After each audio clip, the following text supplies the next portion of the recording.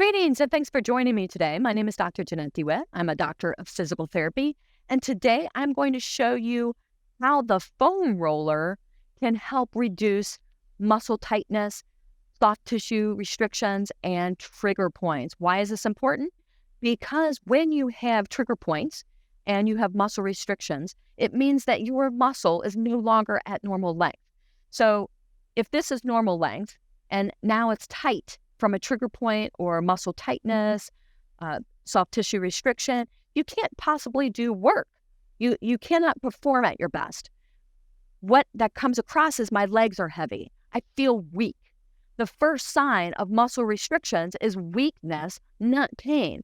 So if your legs are feeling heavy, if you're feeling weakness, if you feel like you just can't seem to get over the hump as far as increasing your speed, lifting weights as much, if you're doing powerlifting or if you're doing HIIT workouts, if whatever you might be doing, if you feel like your legs aren't recovering, or if you feel like your arms and your back are just super tight, it is because you most likely have soft tissue restrictions or trigger points. Self-myofascial release can help ease all of that tension and help your legs feel looser and lighter, as well as in other areas of your body. The reason I focus on the legs and the back a lot more with the foam roller is because it's big. Now, you might have a foam roller that's in half. You might have a foam roller that's a little spiky. That's okay. There's lots of different variations, and any of those can be helpful. I will say the ones with the spikes in it, those get a lot deeper than the flat surface ones. So if you're new to foam rolling, it sometimes is a little bit painful to have those spiky ones versus the flat ones. So let's go ahead and get to it. We're going to work through different muscle groups. You can do both legs at the same time. So if you've ever used the massage stick before, generally speaking, you're doing one leg at a time, one body part at a time. The advantage of the foam roller is it can be a little bit quicker if you have the full length foam roller. Let's go ahead and take a look. We're going to get the quadriceps muscles. Now, we're going to do three positions. We're going to do hips in neutral, means feet are neutral. We're going to do hips rotated out or feet out. We're going to do hips rotated in, feet in. This gets all of the quad and thigh muscles. So when we're straight, we're going to get the front of the quads. When we start to rotate, we can kind of target the inner or the outer quads and thigh muscles. So we're just going to lay on here and kind of a core workout. So think of yourself in a plank, and you're going to come through, keep your abdominals nice and tight, navel to spine, kind of keep your eye gaze about 3 to 5 inches in front of you, and you're coming across just like this. Usually 10 to 20 strokes is what I say. And then my feet are in neutral, my hips are in neutral. And if we come across a spot that's really, really tight, you can kind of hang out there. Just nice and easy. You can kind of push deeper into it. If you need a little bit more, you can kind of ease up off of it a little bit. If you need a little bit less, you can use your toes to help take some of the pressure off and kind of roll you back and forth too.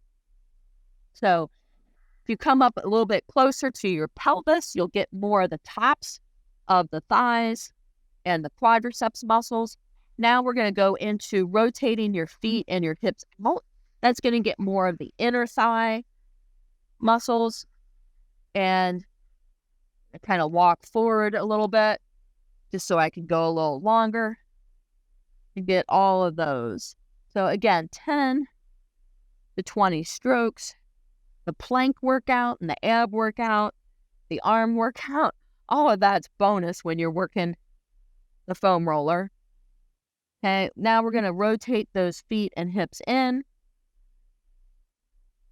And you're just kind of going back and forth, back and forth. Keep that navel drawn to the spine. What I mean by that is we don't want to see your back collapse, and we don't want to see it arch. We want nice, straight back. Okay, now we're going to get the side a little bit. So kind of think of a side plank. Again, keep that navel drawn to your spine. You always want to have your core activated when you're doing this. It protects your back. We're working the side muscles of the hip, iliotibial band. This tends to get a little bit tight on runners and cyclists, as well as hikers and ruckers. I'm a rucking athlete. Rucking is urban walking with a weighted rucksack. Usually I have about 8 to 10 pounds in mine. Burns a little bit more calories than walking. Okay. And then we're going to come and I'm just going to flip this over so I can get the other side. And again, keep that navel drawn in. You're putting your weight through your arms. The more weight you put through your leg into the foam roller, the deeper it will be. And the more you push through your hands, the less pressure it'll be. Now, with the foam roll, you want to stay off of any bony area. Do not use the foam roller on a bony area. Okay, we want to get the inner muscles. So this can be a little bit tricky. So you're going to come across. Let's see if you can. Yeah. You're going to come across this way, and you're just rolling the inner thigh. You can have a bent knee. You can have a straight knee, whichever is more comfortable. Okay, but on this one here, you don't want to put a lot of pressure. It tends to be a little tender, but you don't want to put a lot of pressure because you do have some nerves that are more surface. And because they're more surface, you don't want to be pinching them. Nerves don't like to be pinched or stretched. So if you're compressing against them, that's the same thing as pinching, and that's not really comfortable for them. So you want to make sure that a lot of your weight is on your upper body so that you're not putting a lot of force on those nerves. You can do 10 to 20 strokes there, and that's going to get the adductor muscle group and your inner thigh muscles, which is really, really important just to maintain a well-balanced flexibility. Next, we're going to move to the lower legs. So we're going to continue our arm workout. Our feet are going to be straight. Okay, and then you're lifting up and you're working on the calf muscles. This is just more of a general calf. If you want to isolate a little bit more and get the outer side of the calf, then you rotate your hips and your feet out. Okay, and then if you want to work the inner side, readjust my hands here, then you want to rotate your feet in to get that inner calf muscle. And that's really important because the calf muscles get very, very tight in sports and activity. And that inner calf muscle, when that medial gastrocnemius head, that's what that's called, one of your calf muscles, when that medial side, that inner side, gets really tight, it sends a trigger point referral pattern down to the arch. And then that can make it seem like it's plantar fasciitis. And you can have plantar fasciitis, but a lot of times it's because the calf on the inside is super tight. So you want to make sure that's nice and flexible. Now we're going to move over to the hamstring muscles. And we're just going to kind of do globally. Here, again, keep that core nice and tight, navel to spine. That protects your back. We want to keep your head up, kind of neutral or slightly tucked. Just, you don't want your head flopping around. That adds a lot of weight to the neck and to the head. We want to keep your head nice and stable. Okay. I got to move forward a little bit there. All right. So now we've done front of the thigh, side of the thigh, inner thigh, back of the calves. It's hard to get the shin just because you don't want the foam roller on the tibia or shin bone. I recommend using the stick more for that. You have a little bit more control. Now you can sit on the foam roller and start to work the gluteal muscles. So there's no wrong way to do this as long as you stay on the muscle area. Do not go on your sacrum or your tailbone or your pelvis. You stay off of the bony area. But this is a really good one to work on the gluteus maximus, which is the big muscle that gives your butt shape, the gluteus medius, which often is working overtime to help stabilize your pelvis, as well as the piriformis and other rotators of the hip. So this is a good one. If you want to get a little stretch in that, you do something called the figure 4 stretch. You put one foot up. Make sure you draw your toe up to your knee. That stabilizes your knee. And then you can get a stretch while also working on that piriformis muscle.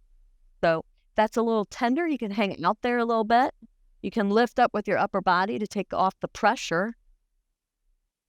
And then kind of you're stretching and working on releasing that muscle at the same time. Okay, we're going to switch to the other side. I'm going to keep the foam roller like this just so you can see kind of from this angle what's happening on the other side. Again, I am working that gluteal muscle. Remember to stay off of the bone. So you can see I'm on the gluteal muscles, not hanging out on any bony areas. And I'm just going through, working all the way up.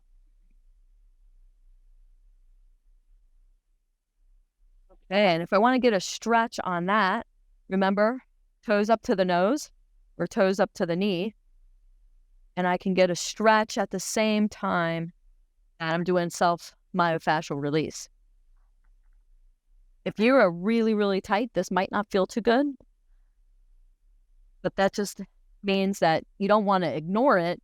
You just need to maybe lift up with your upper body to take pressure off of the piriformis and the gluteal muscles there. So that's the beauty of all of these, is that you are in complete control of what you are doing.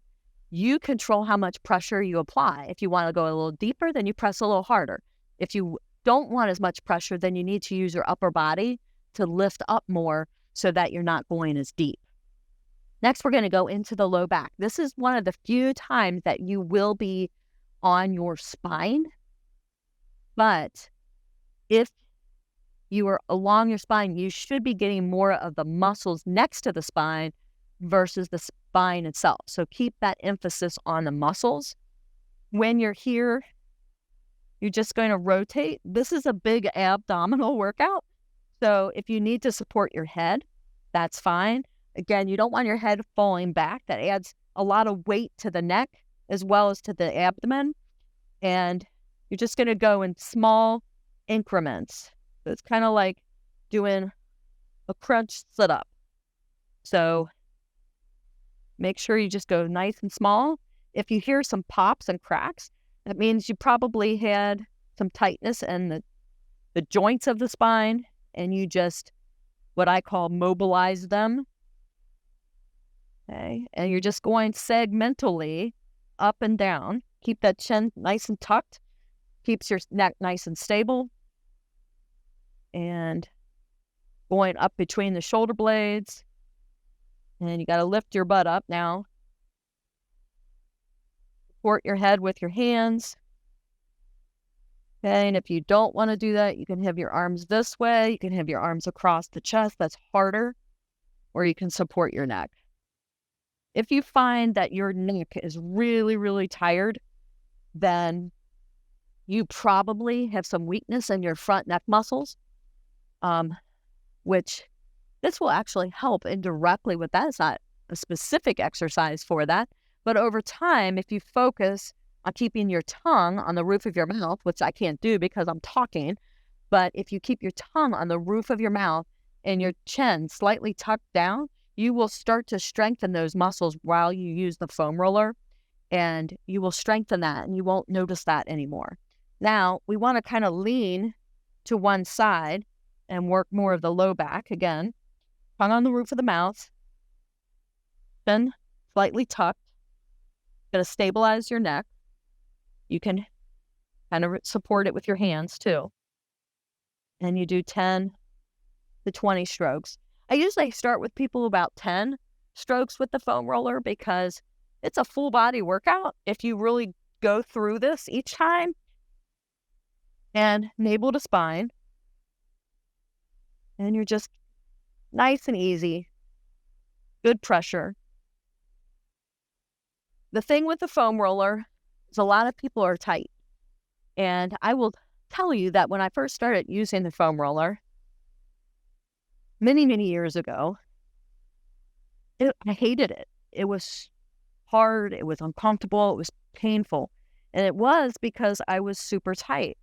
But I just eased up on my pressure and started to make sure my abdominals were contracted, drawing my navel into my spine. And then I slowly got better. But the reason it's painful is because your muscles are tight. And those areas need to work. Now, one of the things I like to kind of end with is a chest opening and just arching across, supporting the head, and then relaxing the head back so that these muscles can get stretched. Because you did just work them a little bit, and you're just going to ease back. And then you roll down just a little bit and ease back some more. And I'm kind of tight. Normally, I would want my elbows to be parallel with the ground. I can't see right now, but I don't think that they are. And that's because I'm tight. Okay, and then we're just arching back. So this is one of the few times that I want you to kind of arch, just because we're going very, very slowly to create mobility in the spine. A lot of times we're slumped over a computer, slumped over our phones. It's really hard to extend back. So this helps restore the normal curvature of the spine. And you'll reach a point where you're like, yeah, I don't want to go any further than that. Then you just want to walk yourself kind of back, tuck your chin, bring it back up. Okay. Another nice part of the foam roller that I like to end with after doing all of that is just combining a little bit of some yoga moves like child's pose with the foam roller. And it helps to kind of stretch out and extend the spine after we just worked it. So when you do this, you're going to roll forward and you're going to inhale and extend the spine, extend your head. And then you're going to exhale and come back up.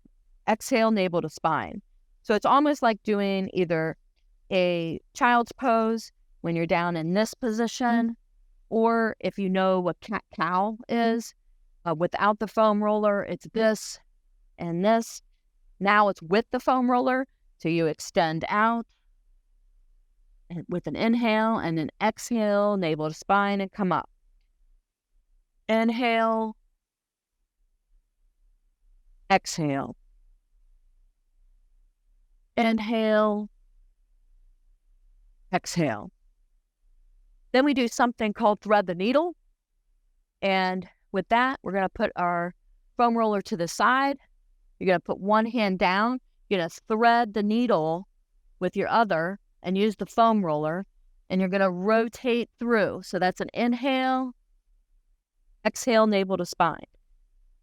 Inhale, exhale, navel to spine. Inhale, exhale, navel to spine. You're going to switch sides. Hands down. Sorry, hand is down. Thread the needle. Inhale. Exhale, navel to spine. Inhale. Exhale, navel to spine. Inhale. Exhale, navel to spine. So the last one that we do is called open the book. So this is great for your sacroiliac joint. It creates movement and opening. It also opens you up in the chest area. So you're going to have One arm here, okay? Rest your leg up on the foam roller. Meet and greet with your hand. You could have a pillow here if you wanted it to. You don't have to. Then you're going to open the book. Inhale. Exhale. Inhale. Exhale. Inhale. Exhale. Now, if you cannot touch the ground on the other side when you open the book, don't worry. It will come, but it will only come with practice. So when I first started these, I think I was about right here. Now I can go all the way. Inhale, exhale, close the book. Inhale, exhale. Inhale, exhale. So I usually do about 3 each of those exercises, the yoga or the corrective therapeutic exercises. These are all restorative. The foam roller is for self-myofascial release. The corrective exercises with the foam roller at the end, those are to restore your mobility after you just released things, whether it's muscle restrictions, whether it's tightness in the joints of the spine. You just released all of that with this in probably 15 to 20 minutes. Might not take you as long as you get going. And as you start to work these things out before and or after your workouts, you will notice that it takes you less time because you won't have as many restrictions. That's what self-care is all about. It's about, in the beginning, understanding where you are in the moment, meaning you're tight, your legs feel heavy, your muscles feel sore, you feel like you're restricted and all balled up. And afterwards and over time, you will start to feel elongated. You'll start to feel open. Your legs and your muscles will start to feel looser and lighter. And the really cool thing about this is it is a huge benefit in reducing injuries. And it's a huge benefit because of the breathing with it. A lot of inhale, a lot of exhale, a lot of core work, a lot of neck stabilization, back stabilization. You're working in a different way that restores your body. So when you do these, it is truly self-care and it's helping you stay injury-free. Hope that you found a benefit from this. I hope you found value from it. And I just wish you the best. If you have questions, don't hesitate to reach out. Thanks a lot.